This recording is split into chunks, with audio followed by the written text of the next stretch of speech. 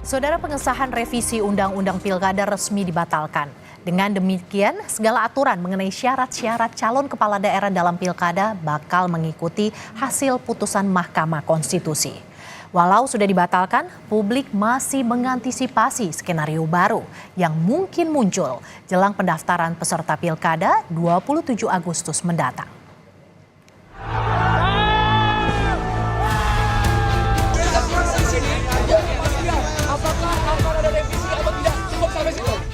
Pengesahan revisi Undang-Undang Pilkada yang memantik reaksi publik akhirnya dibatalkan. Sidang paripurna sebelumnya sempat tertunda 30 menit karena tak mencapai quorum. Ditambah tekanan dari mahasiswa yang berdemo di luar gedung DPR membuat sidang akhirnya ditutup tanpa pengesahan. Dengan dibatalkannya paripurna, Wakil Ketua DPR sekaligus pimpinan sidang Sufi Dasko Ahmad menyebut otomatis segala aturan mengenai syarat-syarat calon kepala daerah dalam pilkada bakal mengikuti hasil putusan Mahkamah Konstitusi. Pada hari ini revisi Undang-Undang Pilkada batal dilaksanakannya. Dengan dibatalkannya paripurna, Wakil Ketua DPR sekaligus pimpinan sidang Sufi Dasko Ahmad menyebut otomatis segala aturan mengenai syarat-syarat calon kepala daerah dalam pilkada bakal mengikuti hasil putusan Mahkamah Konstitusi.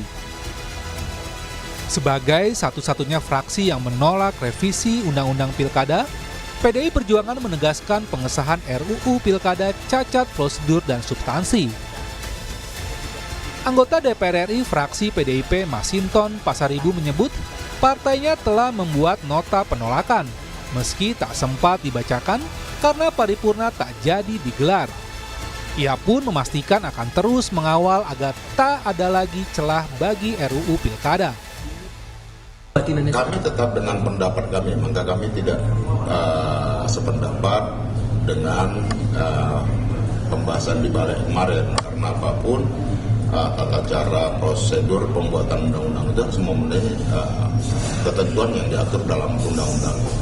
Nah, apapun proses politik hari ini itu harus dikawal, apalagi yang berkait tentang hal-hal yang fundamental tentang konstitusi, demokrasi, ya.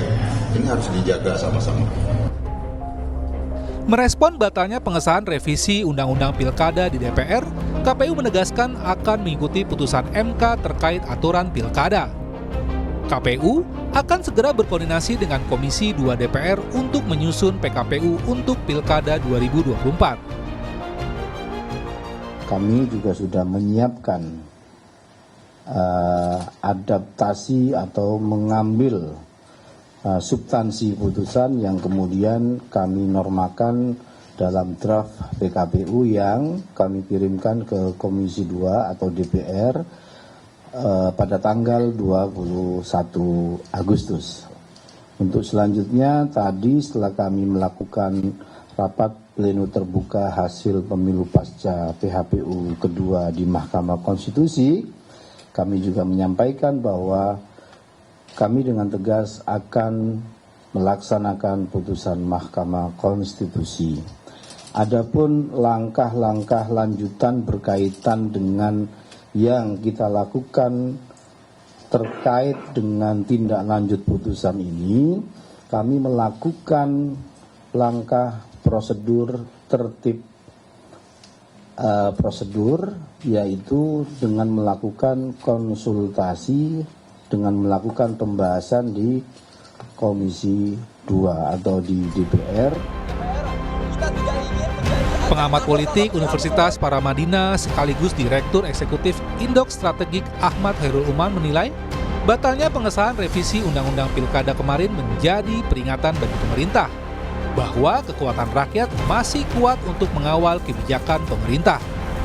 Selain itu, tidak quorumnya peserta sidang paripurna menjadi sinyal serius bagi Koalisi Indonesia Maju Plus yang dinilai tidak seiring sejalan berbeda dengan kondisi saat rapat balik ketika dominasi 8 fraksi menyetujui revisi Undang-Undang Pilkada dibawa ke paripurna untuk disahkan.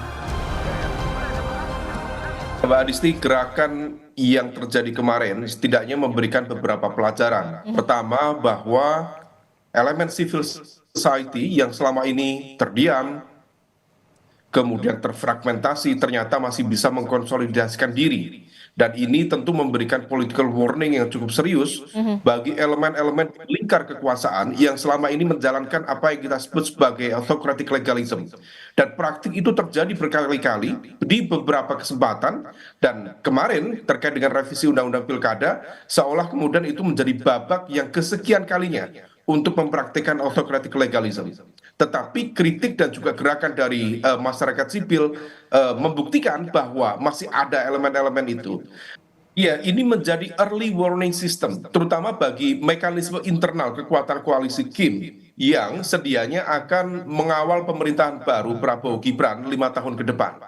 Kalau misal kemudian ibaratnya memang kalau misal betul kemarin sudah dilakukan kesepakatan untuk merevisi dan itu sudah tergambar dalam proses balik, 8 partai menyetujui, kemudian 1 partai menolak upaya revisi itu, maka dari sisi soliditas tampaknya sudah oke. Tetapi kemudian ketika gagal dalam proses quorum di paripurna, ini juga menjadi sebuah pertanda baru. Apakah soliditas ini menjadi sebuah fata morgana yang kemudian harus dicermati. Tetapi di saat yang sama, Mbak Disti, harus menjadi highlight bahwa tampaknya akan ada juga evaluasi di internal, terutama di lingkar dekat kekuatan inti, baik di lingkar Pak Jokowi maupun di lingkar Pak Prabowo. Walau pengesahan revisi Undang-Undang Pilkada dibatalkan, namun proses sebelum pendaftaran peserta Pilkada yang akan berlangsung 27 hingga 29 Agustus mendatang tetap harus dikawal.